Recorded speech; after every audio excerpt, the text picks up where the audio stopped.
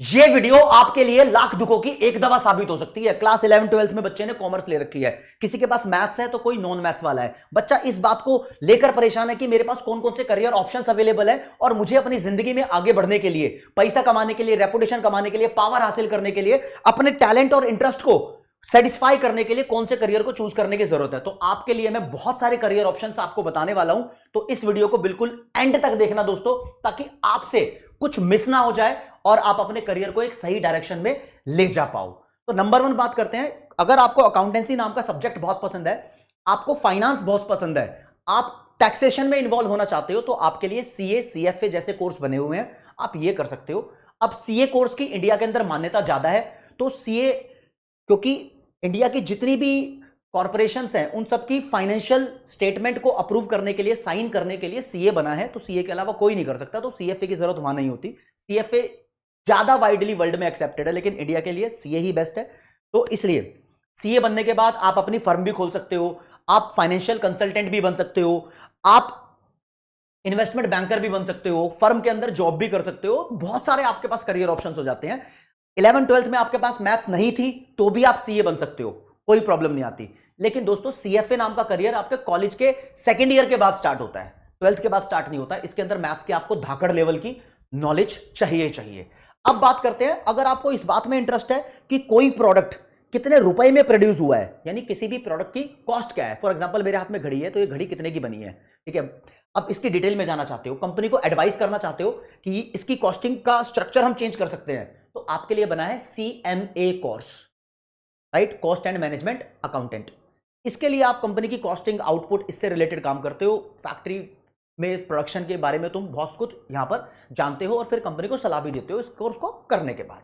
अगर आपको दोस्तों बात बात पे आर्ग्यूमेंट करना पसंद है, तर्क पेश करते हो, तो आपको अपना करियर लॉ में बनाना चाहिए।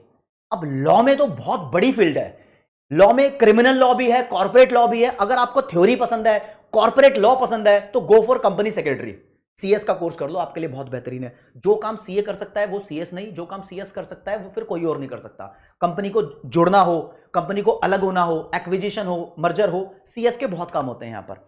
हाँ, अब बात है कि 12th के बाद आप अपना करियर स्टार्ट करना चाहते हो, सीएस, सीएमए, लॉ, सीए सब में कर सकते हो।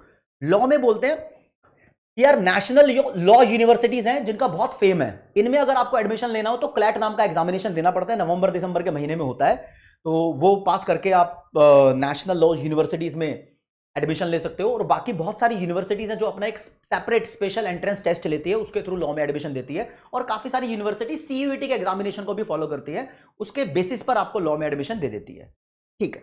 बात रही मैनेजमेंट कोर्स की, अगर आप बहुत बड़े आलसी हो, अगर आप रसोई में से एक गिलास पानी भरकर भी खुद नहीं पी सकते, तो मैनेजमेंट के कोर्स के लिए मत जाना, आलसी बंदों के लिए नहीं है। अगर आप अपनी बात को मनवाना जानते हो, लड़ाई झगड़े सुलझवा देते हो, बहुत प्यार से मक्खन तरीके से लोग तुम्हारी बात सुनते हो, तो तुम्हारे लिए बना है मैनेजमेंट।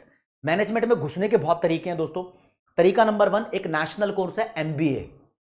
जी हाँ दोस्तों, बेसिकली ये ग्रेजुएशन के बाद ही होता है। आप ग्रेजुएशन में कुछ भी कर लो, BA, BCom, eco honours, maths honours, stats honours, BBA, कुछ भी कर लो। इसके बाद एक कैट नाम का एंट्रेंस टेस्ट होता है, वो पास करने के बाद बड़े बड़े आईआईएम टाइप इंस्टीट्यूट्स में आपको एमबीए का कोर्स करने को मिलता है। आप यूनिवर्सिटी ऑफ दिल्ली में भी बहुत सारे कॉलेज हैं, जैसे कि फैकल्टी ऑफ मैनेजमेंट स्टडीज है, वो भी एमबीए का कोर्स करवाती है। Shri Ram college of commerce में भी एक कोर्स होता है, ग्लोबल बिजनेस ऑर्गेनाइजेशन, जीबीओ नाम का एक कोर्स होता है, मैनेजमेंट रिलेटेड ही होता है, तो वो भी कैट नाम के एंट्रेंस पे काफी डिपेंड करता है। उस एंट्रेंस का स्कोर बहुत सारी यूनिवर्सिटीज में, जैसे सीयूईटी अंडर ग्रेजुएट कोर्स के लिए मैंडेटरी है all over India, majority of the university में। ऐसे कैट नाम का जो एंट्रेंस है वो मेजॉरिटी ऑफ द यूनिवर्सिटीज में एमबीए कोर्स के लिए इंपॉर्टेंट है, उसका स्कोर वहां पर काउंट होता है। तो ग्रेजुएशन के बाद की बात है। अगर आप 12th क्लास के बाद ही मैनेजमेंट में अपना कोर्स बनाना चाहते हो, तो दोस्तों बीबीए में एडमिशन ले सकते हो। बीबीए में एडमिशन कैसे होता है? सीयूईटी के थ्रू होता है, तो सीयूईटी पे फोकस होना चाहिए। या फिर एक प्रोग्राम है आईपी मैट का पेपर दो, आईपी मैट का पेपर दो और इंटीग्रेटेड एमबीए कर लो। 12th क्लास के बाद ही काफी सारे आईआईएम्स हैं जो आपको एमबीए करा देंगे, ग्रेजुएशन प्लस एमबीए आपके 12th के बाद ही होनी स्टार्ट हो जाएगी, तो सोने पे सुहागा हो जाएगा। लेकिन क्या इसमें मैथ्स की जरूरत है? मैथ्स हो या ना हो इससे कोई फर्क नहीं पड़ता, लेकिन आपके पास मैथ्स होगी तो कैट का एंट्रेंस क्रैक करने में बहुत हेल्प होती है, जो कि ग्रेजुएशन के बाद होगा। और आईपी मैट का है तो मैथ्स नहीं भी है तो आपको ज्यादा एफर्ट करने पड़ेंगे। चीजें समझनी पड़ती हैं, तो कैलकुलेशंस तो इन्वॉल्व होती हैं। दूसरी बात, यूनिवर्सिटी ऑफ दिल्ली के अंदर एक बहुत ही रिनाउंड और प्रेस्टिजियस कोर्स है जिसका नाम है BBA FIA। ये सिर्फ एक ही कॉलेज कराता है, रोहिणी सेक्टर 11 के अंदर शहीद Sukhdev college of business studies, university of Delhi का कॉलेज है। इसका BBA कोर्स है, पूरी यूनिवर्सिटी ऑफ दिल्ली में एक ही BBA कोर्स है, वो यही कराता है। इस कोर्स में एडमिशन लेना है तो CUET के थ्रू होगा, मैनेजमेंट में आपका करियर बन जाएगा। यहां पर दोस्तों स्टॉक मार्केट से रिलेटेड, इन्वेस्टमेंट से रिलेटेड, फाइनेंस से रिलेटेड बहुत सारी चीजें आपको सिखाते हैं। यहां पर बच्चों के बहुत अच्छे अच्छे पैकेजेस भी लगते हैं, लेकिन इसके लिए मैथ्स होना कंपलसरी है। क्लास 11 12th में आपने मैथ्स होना चाहिए और अच्छे लेवल का मैथ्स होना चाहिए। अगर आप मैथ्स में इतने ही प्रो बन गए हो, इकोनॉमिक्स की आपको अच्छी खासी नॉलेज है और आप कंपनी के रिस्क को मैनेज करना जानते हो, रिस्क को कैलकुलेट करना जानते हो कि भाई इंश्योरेंस कंपनी है, बैंक है, तो ये प्रोजेक्ट लॉन्च करते हैं तो इसमें इतना रिस्क है, इसमें इतना बेनिफिट हो जाएगा, तो रिस्क एनालिसिस करना चाहते हो तो एक्चुअरी नाम का कोर्स है। यहां पर मैथ्स और इकोनॉमिक्स का बेहतरीन लेवल का कॉम्बिनेशन देखने को मिलता है। अब आते हैं दोस्तों, अगर आपको चीजों की डिटेल के बारे में पता हो या फिर आप चीजों को एक्सप्लेन करने में इंटरेस्टेड हो, बाल की खाल निकालने में इंटरेस्टेड हो, लाल किला देख लिया, लाल किले को एक्सप्लेन करने लग गए, कहीं पर कोई वारदात हुई है उस वारदात को एक्सप्लेन करने के लग गए, बहुत ज्यादा बातों नहीं और बहुत अच्छे तरीके से एक अच्छी लैंग्वेज स्किल के साथ आप चीजों को एक्सप्लेन करना जानते हो, तो आपको अपना करियर जर्नलिज्म में बना लेना चाहिए। जर्नलिज्म में 12th के बाद भी ऑप्शन होते हैं, ग्रेजुएशन के बाद भी ऑप्शन होते हैं, लेकिन अगर आपको कंप्यूटर पसंद है, आप हो कॉमर्स में, तो इसका मतलब ये नहीं है कि आप अपना कंप्यूटर में करियर नहीं बना सकते। तो कंप्यूटर के लिए है BCA, कॉमर्स वाले बच्चे BCA का कोर्स कर सकते हैं, लेकिन मैं हिदायत दूंगा कि BCA जो बच्चे कोर्स करते हैं तो उनका ज्यादातर करियर खाने लगे हैं बीटेक कंप्यूटर साइंस वाले बच्चे। हाँ, वो बीटेक करते हैं कंप्यूटर साइंस में, वो साइंस की फील्ड में उस्ताद है। यहां से कॉमर्स वाले बच्चों ने थोड़ा हल्का कोर्स किया, ये कंप्यूटर का हल्का कोर्स है। अगर इसमें वाकई में करियर अच्छे लेवल पे बनाना है तो BCA के बाद MCA भी कर लेना। तो मैं थोड़ा कम बोलता हूं इसके लिए। फिर टीचिंग में आप अपना करियर बना सकते हो। आपको कोई भी अपना सब्जेक्ट पसंद है तो टीचिंग आप दो तरीके से कर सकते हो दोस्तों, दो तरीके से। एक तो गवर्नमेंट स्कूल या कॉलेज में टीचिंग कर सकते हो, तो उसके लिए एक अलग प्रोसेस है। एक जैसे मैं टीचिंग कर रहा हूं, मेरा अपना शुरू से ही पैशन था कि मुझे भैया पढ़ाना ही है, तो मैंने एक सब्जेक्ट चूज किया, उस सब्जेक्ट में महारत हासिल किया और फिर मैं पढ़ाने लगा। आप भी सब्जेक्ट चूज करो, उसमें ग्रेजुएशन मास्टर्स ऐसे करके, तो ऐसे यूट्यूब पर भी पढ़ा सकते हो। ये भी एक करियर ऑप्शन है जो आज के टाइम में बहुत ज़्यादा अच्छा माना जा रहा है। लेकिन स्कूल के अंदर अगर आप पढ़ाना चाहते हो तो आपके पास डिपेंड करता है कि किस लेवल पे आप पढ़ाओगे, है ना। तो इसके लिए भी अलग अलग एंट्रेंस टेस्ट है, CTET का एंट्रेंस टेस्ट पास करना पड़ता है और काफ़ी सारे क्राइटेरियाज हैं, जो जैसे कि आपको B.Ed करनी पड़ेगी, काफ़ी सारे में BLED होता है। तो बच्चों को पढ़ाने से लेकर बड़ों को पढ़ाने तक अलग अलग क्राइटेरिया। कॉलेज में प्रोफेसर बनना चाहते हो तो उसके लिए आपके पास मास्टर्स डिग्री कम से कम होनी चाहिए, फिर नेट का एग्जाम क्वालिफाई करना चाहिए, उसके बाद देखा जाएगा कि आप असिस्टेंट प्रोफेसर बनोगे, PhD कर लोगे तो प्रोफेसर भी बन सकते हो। अलग अलग क्राइटेरिया। टीचिंग में भी बहुत अच्छा करियर होता है, लेकिन ये तब बनेगा जब आप एक सब्जेक्ट के अंदर उस्ताद बन जाओगे। गवर्नमेंट जॉब के अंदर बहुत अच्छे करियर ऑप्शन है। ऐसा नहीं है कि कॉमर्स का बच्चा आर्मी में नहीं जा सकता। हाँ, नेवी और एयरफोर्स के लिए रेस्ट्रिक्शन है। आप कॉमर्स वाले बच्चे हो, आप आर्मी में जा सकते हो, NDA का एग्जाम क्रैक करो, अगर लेफ्टिनेंट की पोस्ट लगेगी। अगर आप ये एग्जाम ग्रेजुएशन के बाद क्रैक करते हो तो इस एग्जाम को CDS बोलते हैं।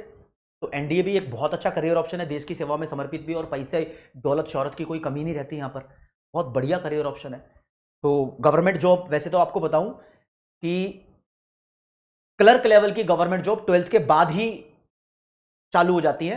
तो उसके लिए बहुत सारे SSC नाम की ऑर्गेनाइजेशन बहुत सारे फॉर्म्स निकालते हैं, वो भर के आप उस पेपर की तैयारी करो।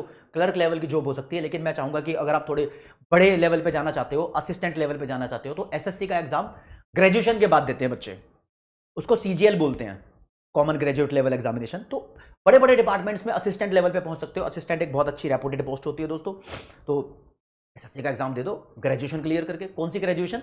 कोई भी, BA BCom ECom honours maths honours कुछ भी कर सकते हो, कोई फर्क नहीं पड़ रहा इससे। हाँ, अब अगर ग्रेजुएशन कर लिया आपने और आप एक हाई रैंक ऑफिसर बनना चाहते हो तो UPSC का एग्जाम दे सकते हो। IAS IPS IRS IFS बहुत सारे बन सकते हो। गवर्नमेंट के बहुत सारे डिपार्टमेंट है जो फॉर्म्स एप्लीकेशंस मांगते रहते हैं कैंडिडेट से कि अप्लाई करो, आपको यहाँ पर जॉब मिलेगी। तो these are the basic, very basic career options जिसके बारे में आपको पता ही होना चाहिए था। लेकिन मैं बात करूंगा आपसे अब CUET के बारे में। दोस्तों, अगर तुम 12th क्लास के बाद CUET का पेपर देते हो तो आप क्या क्या कर सकते हो, और उनको करने से क्या वाकई में ही कुछ बेनिफिट होगा? क्या वो भी इन करियर ऑप्शंस की तरह बहुत धमाकेदार करियर ऑप्शंस हैं? जी हां दोस्तों, देखो भैया, तुमने CUET का पेपर दिया है और CUET में आपने अच्छा स्कोर कर लिया, मतलब जिस भी यूनिवर्सिटी को आप टारगेट कर रहे हो उस यूनिवर्सिटी का एलिजिबिलिटी क्राइटेरिया फुलफिल कर लिया, तो सीयूईटी के बाद आपको कोर्स मिल सकता है BCom, BCom honours, economics honours, maths honours, English honours, Hindi honours, statistics honours नाम का कोर्स भी होता है, ठीक है। और बीबीए में भी बहुत सारी यूनिवर्सिटी में एडमिशन होता है। बीबीए में एडमिशन लेने के लिए मैथ्स जरूरी नहीं है। मोस्ट ऑफ द यूनिवर्सिटी में, यूनिवर्सिटी ऑफ दिल्ली में एक ही कॉलेज है जो बीबीए कराता है, रोहिणी सेक्टर 11, शहीद Sukhdev college of business studies, उसमें मैथ्स कंपलसरी है, राइट। तो दोस्तों फिर आप वहां पर सीयूईटी का क्राइटेरिया डालो और ग्रेजुएशन का कोर्स करो। अब ग्रेजुएशन के बाद करियर कैसे बनता है मैं आपको बताता हूं। जो भी यूनिवर्सिटी या कॉलेज है उसका अपना एक प्लेसमेंट सेल होता है, तो ग्रेजुएशन के बेसिस पर जिस कॉलेज का जितना अच्छा प्लेसमेंट सेल होगा, जैसे कि देखा जाता है श्रीराम कॉलेज के बच्चे ने इकोनॉमिक्स ऑनर्स की, उसका 40 लाख से ऊपर का पैकेज लग गया। लेडी श्रीराम कॉलेज के बच्चे ने इकोनॉमिक्स ऑनर्स की तो मैक्सिमम पैकेज उसका भी 48 लाख के आसपास तक का गया। तो ये कॉलेज का अपना प्लेसमेंट सेल है, और प्लस बच्चों की नॉलेज है कि ग्रेजुएशन के दौरान उसने कितनी अच्छे से तैयारी करी है। क्योंकि दोस्तों काफी हद तक यूनिवर्सिटी के सिलेबस पे भी डिपेंड करता है कि यूनिवर्सिटी ने जो सिलेबस पढ़ाया है वो कितना करियर ओरिएंटेड है, जॉब ओरिएंटेड है। तो काफी सारी यूनिवर्सिटी है जो अपने अलग अलग वेरियस प्रोग्राम्स चलाती है जिनको सीयूईटी के थ्रू आप कर सकते हो और अपना डिजायर्ड मैनर के अंदर अपना तुम सेट कर सकते हो करियर। तो अगर बात की जाए एक बार सिर्फ और सिर्फ नॉन मैथ्स वाले बच्चों के लिए, तो नॉन मैथ्स वाला बच्चा सब कुछ कर सकता है। उसको क्या नहीं करने को मिलेगा? एक्चुअरियल साइंस, सीएफए अपने दिमाग से उड़ा दो। आप यहां पर काफी सारी यूनिवर्सिटी में बीसीए नॉन मैथ्स वाले कर सकते हैं, काफी सारी में नहीं कर सकते, तो मिक्स है यहां पर। इकोनॉमिक्स ऑनर्स में एडमिशन लेना है, डीयू में तो मैथ्स चाहिए, किसी और जगह लेना है तो मैथ्स की जरूरत नहीं। बीकॉम ऑनर्स में एडमिशन लेना है तो अब मैथ्स कंपलसरी नहीं है। अगर आप डीयू के bachelor of business economics, bachelor of management studies और बीबीए कोर्स में एडमिशन लेना चाहते हो तो मैथ्स कंपलसरी है, ठीक है। यहां नॉन मैथ्स वाले बच्चे के लिए करियर नहीं है। मैनेजमेंट में करियर बनाओ, मैथ्स की जरूरत नहीं है। सीए में करियर बनाओ, मैथ्स की जरूरत नहीं है। सीएस, लॉ, सीएमए में करियर बनाओ, मैथ्स की जरूरत नहीं है। लेकिन कहीं ना कहीं मैथ्स की थोड़ी बहुत कैलकुलेशन के लिए थोड़े से एफर्ट्स करने पड़ेंगे ताकि आप अपना करियर बहुत अच्छे लेवल पे सेट कर लो। तो दोस्तों ये ओवरऑल इंफॉर्मेशन थी। अब मैं आपसे पूछना चाहूंगा कि क्या क्या आपके डाउट्स हैं। लाइव चैट कमेंट सेक्शन तुम्हारे पास है, लाइव चैट तो नहीं है खैर, दिस इज रिकॉर्डेड, तो तुम्हारे पास है। आप मुझे अपने डाउट्स बताओ ताकि आपको और ज्यादा क्लैरिटी देने के लिए हमने जो मुहिम स्टार्ट करी है करियर काउंसलिंग की, उसको थोड़ा आगे लेकर जाए। Thank you so much. आज के लिए इतना ही। जय हिंद, जय भारत, नमस्कार, धन्यवाद।